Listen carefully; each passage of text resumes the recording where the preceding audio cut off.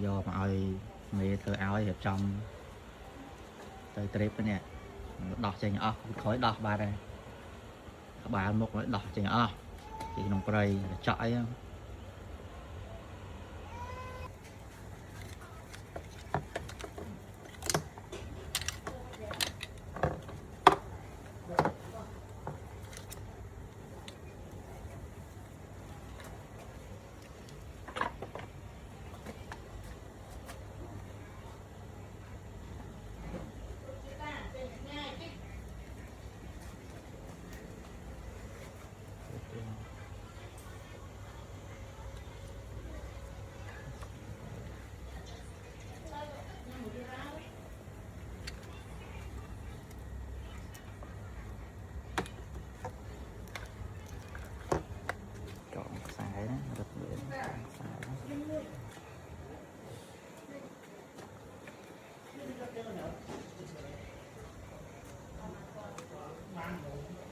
đây bạn sẽ bài nó sẽ rồi nha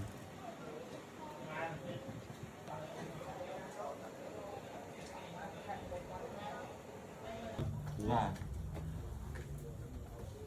mai làm nông rồi ủa anh ấy gì trống cầm nặng được lắng á không chứ